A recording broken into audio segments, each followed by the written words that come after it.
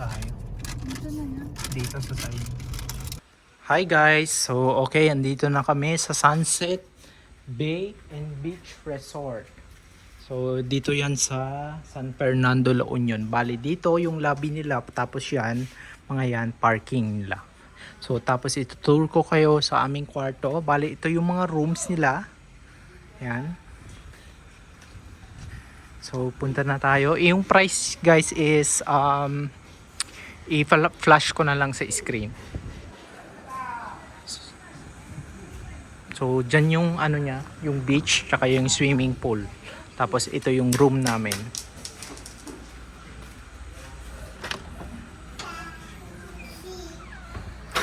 Yan. So ito yung room guys. Bale, 4 kami. 3 adults tapos isang baby. Tapos dito may isang bed, may pull out pa. Tapos ito yung pinakamalaking bed. Tapos may mirror, may TV, tapos yung aircon, and meron din mga ano dito, cabinet. Tapos yung safety box.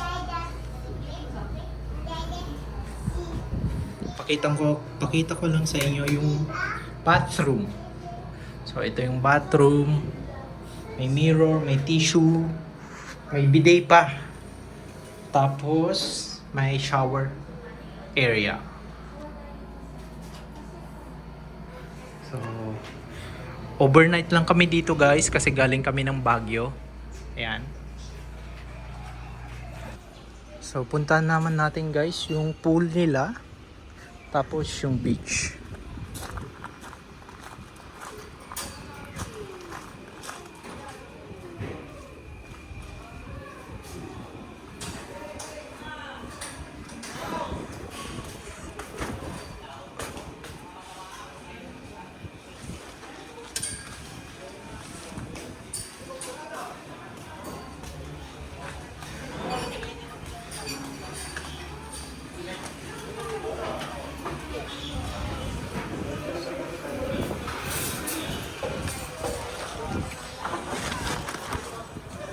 So yan yung restaurant nila guys.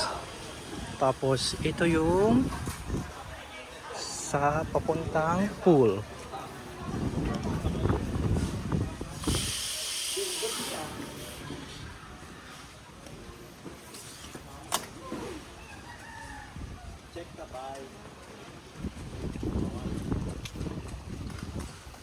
So yan yung pool nila. So maliit lang guys.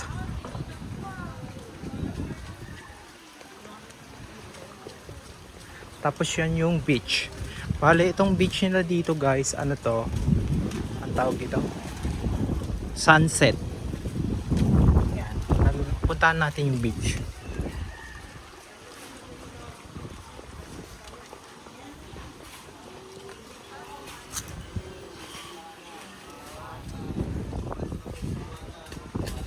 So itong binook namin na room dito sa Sunset Bay and Beach Resort, walang kasamang breakfast guys.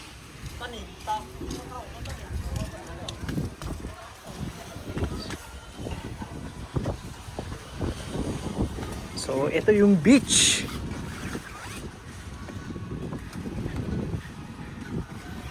Kuya, anong pangalan nitong beach na to? Sunset, Kanaway. Sunset, Kanaway, San Fernando City, La Union. Yan. So ibig sabihin nito sunset. Okay. Kanaway Sunset. Yung beach dyan, hindi naman masyadong malalim. Dito na lang, sir. Ha? Dito. Okay. So yan guys. Saka yung katabi niya, yung bay ng presidente.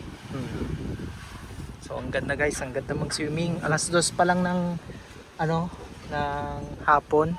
So magpapahinga lang kami kasi kagaling ng namin presidente ng si Bongbong. Asan? Asan dito? Yung bakuran ng salamin. So sinasabi ni Kuya guys, rest house daw to ni President Bongbong Marcos. Ito.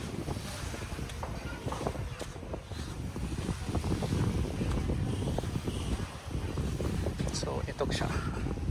Yan.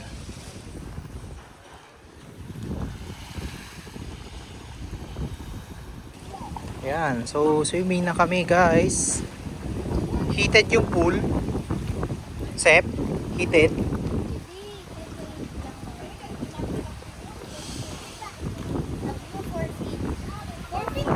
Or feet lang to guys.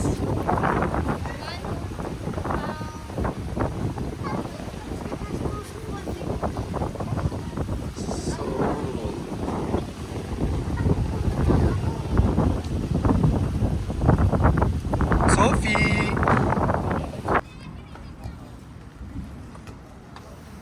So, ang ganda ng sunset dito sa La Union guys. Dito yan sa may San Fernando. So, onti lang yung tao. Tapos medyo umaambon. Ayan. So, as you can see, napaka solemn yung place. Tapos may sunset pa. Tapos dito yung hotel namin. Ito yung restaurant nila.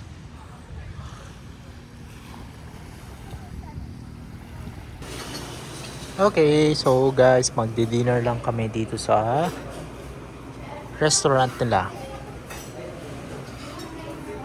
So, pakita ko lang din yung menu nila. Ayan. So, may week special sila. Beef stroganoff. Tas creamy salmon rigatoni, pork peppered steak. Tapos chicken kebab dessert, apple pie with an ice cream. Then pizza, pasta. Tapos starters. Romans 10-11 yung password dito. Ano po? Romans 10-11. Bible verse na. Tapos Big letter R, small letter Teresa. No spacing. yan, mains and Filipino Asians.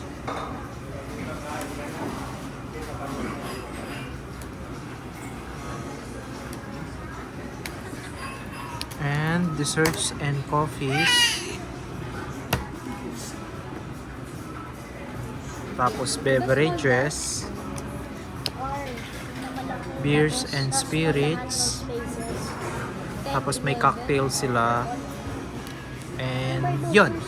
Bale, yung restaurant nila is until 9:30. Tapos yung bar nila is up to 10 PM. So yan lang guys. Antay muna namin yung ano namin dito. Order namin. So ito na yung order namin guys. So bulalo siya.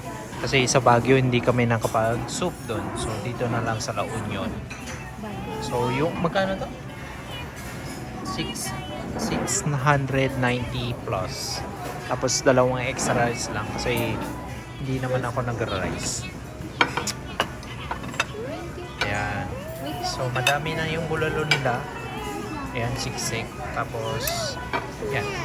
So let's eat guys. So, good morning guys. So, ayan, lakad-lakad lang tayo sa labas.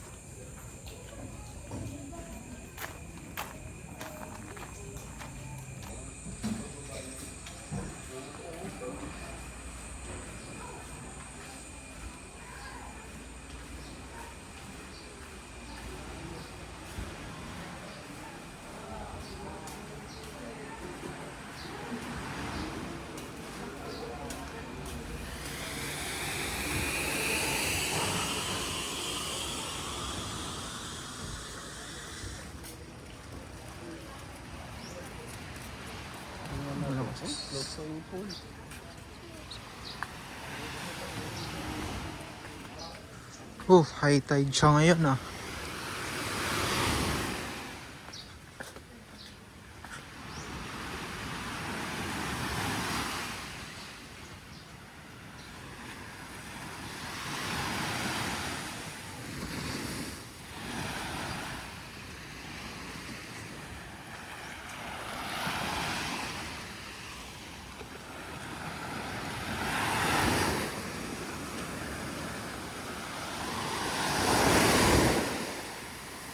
Kahapon low tide.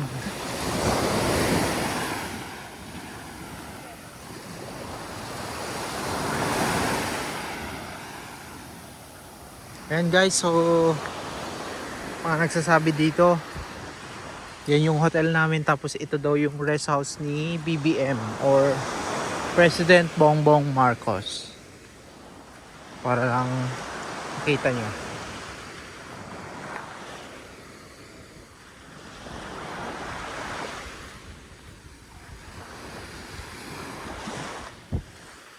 Ang laki oh.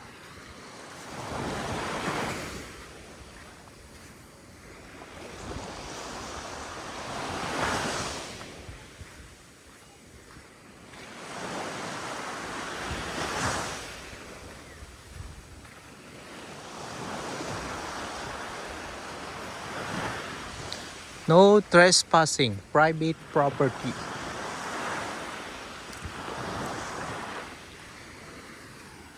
Ayan.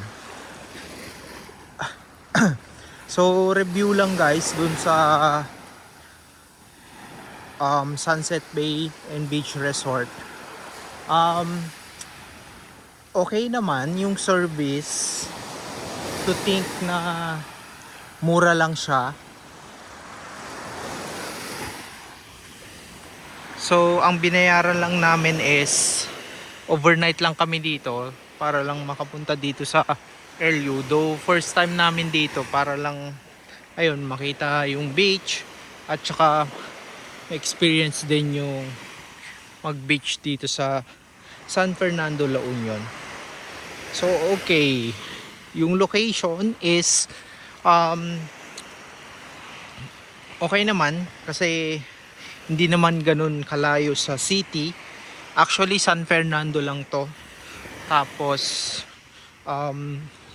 dyan sa highway is may ang tawag nito, dyan sa labas ng Sunset Bay and Beach Resort is may mini airport. I mean, hindi siya yung domestic international airport, pero kapag may private jet ka or helicopter is dyan naglaland yung mga VIPs. Correct me if I'm wrong guys, yung mga taga La Union dyan.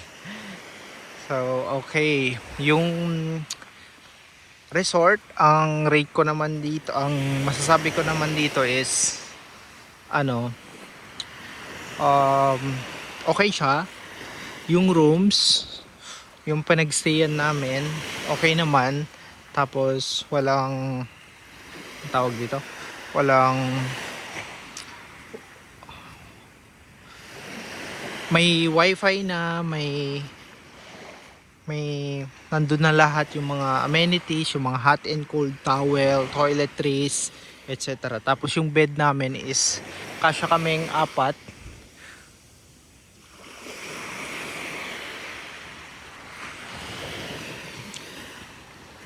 Yun, kasya kaming 4, tapos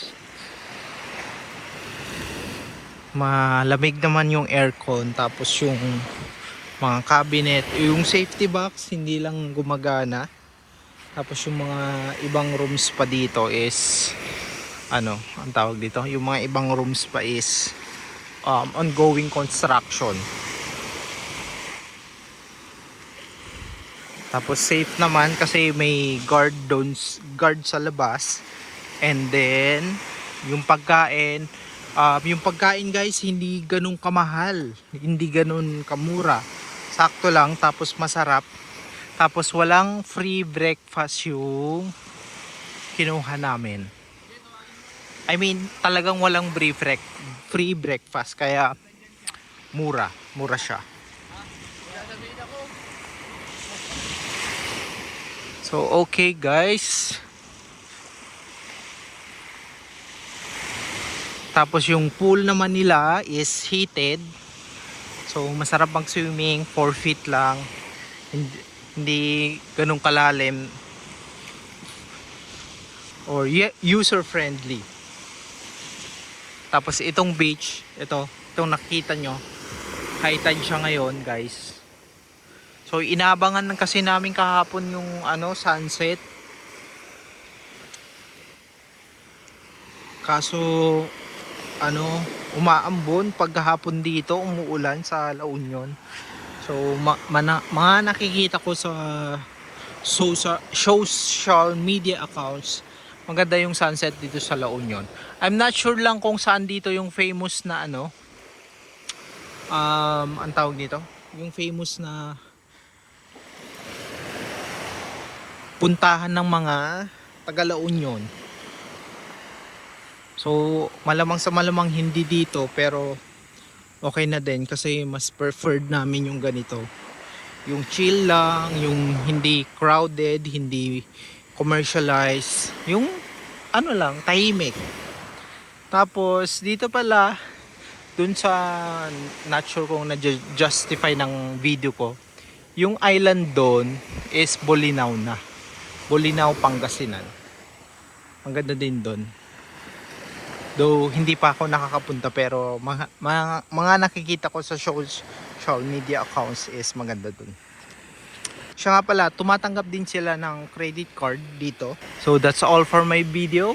Don't forget to like and subscribe to my channel. Again, this is Sheyano and I will see you again next time. Bye!